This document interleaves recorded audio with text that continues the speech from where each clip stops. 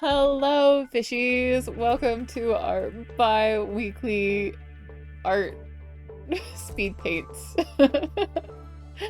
And we're going to start doing these, as I said, bi-weekly.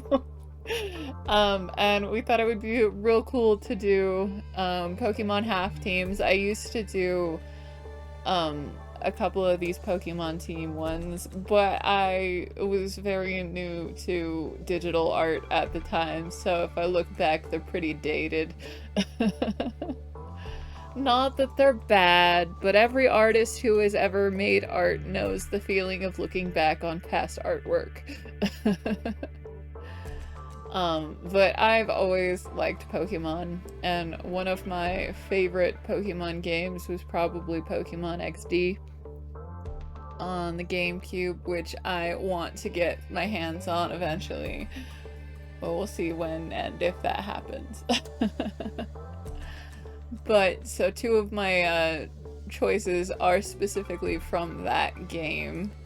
We have Espeon and Teddiursa. Teddiursa is actually the first shadow Pokemon that you catch in that game.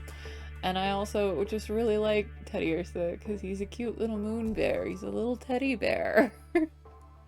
And you just want to hug him. And I have multiple Teddiursas in our house, so I can hug this cute little teddy bear Pokemon as much as I can. And then, of course, we have Espeon, which is one of the two starters that they start you out with. It's in Espeon and in Umbreon. And that's basically your beginning team, is just those two Pokemon and a Shadow Teddiursa.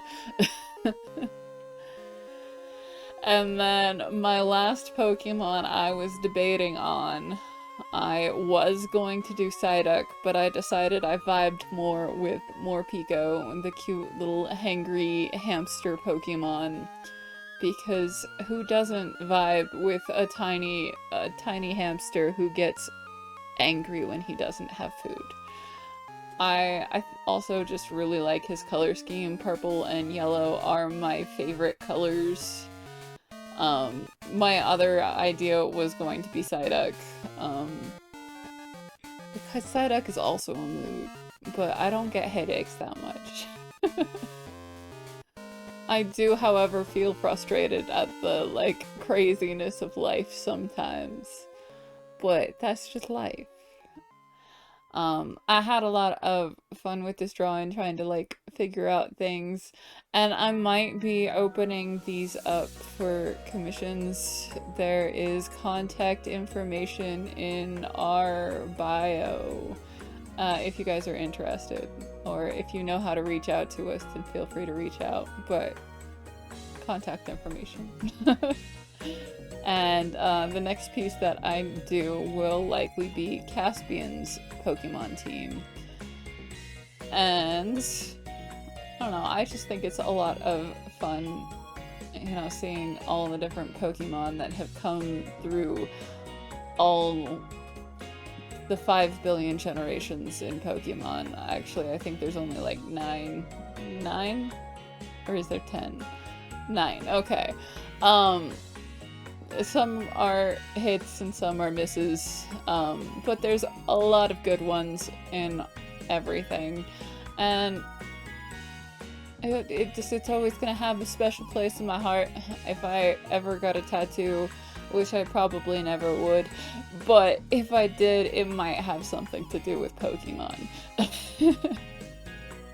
I think I could rock a Teddiursa tattoo. But it's also just a lot of fun seeing how my art has progressed through the time that I've been doing my digital art, because I've only been really focusing on it for the last 4 years, give or take some change, because my husband got me into it and forced me to challenge myself. Because, you know, maybe that's good for you or something. That's what he says. I don't know. Seems like silly advice to me. But you never get better if you don't practice, so...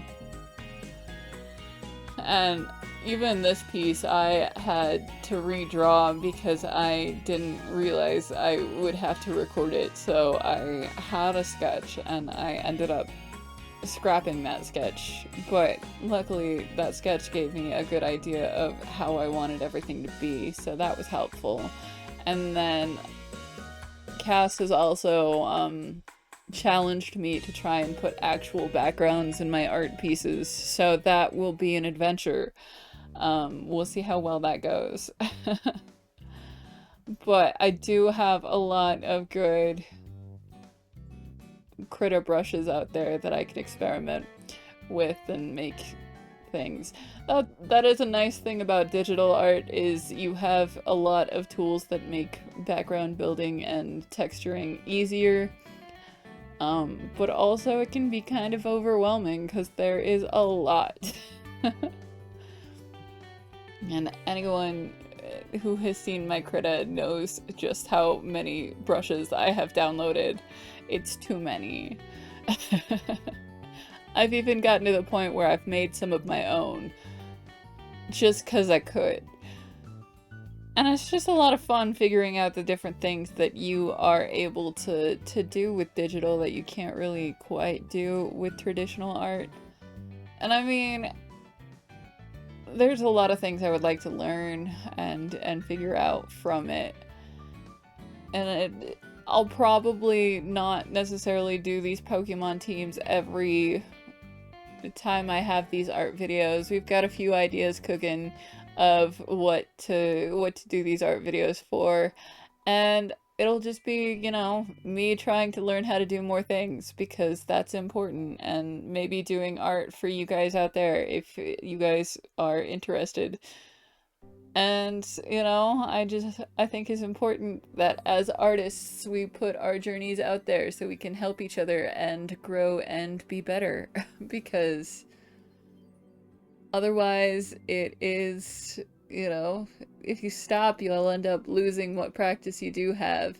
It's a lot like, you know, musical instruments or any artistic talent where if you stop it's going to just,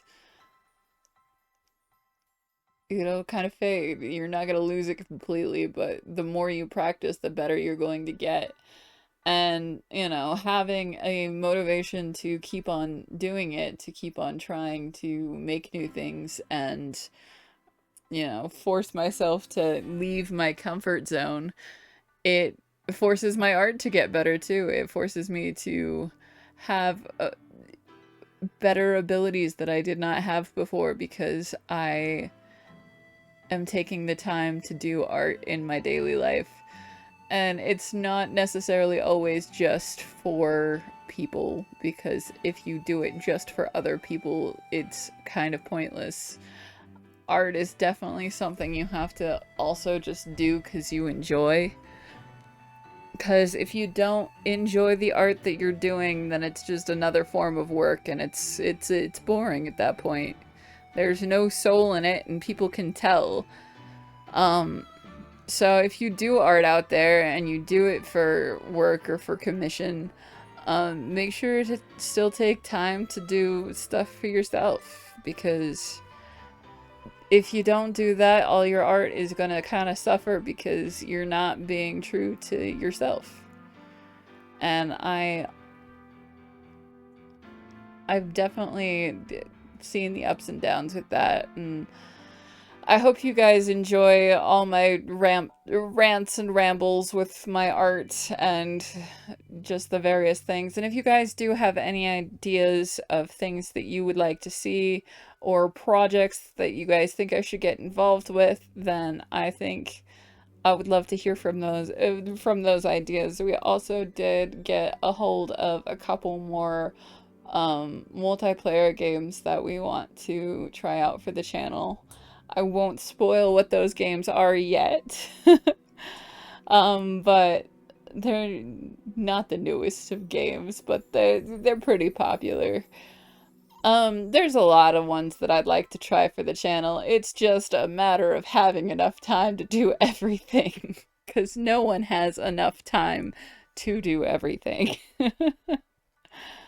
But you know, life is about trying to find time for the things that you enjoy, and, you know, if you're lucky, you can live off that. If not, oh well, at least you're enjoying the time between. Anyways, thank you for watching. Hold on till the end so you can see what this ends up looking like, and we'll see you in the next video. Bye!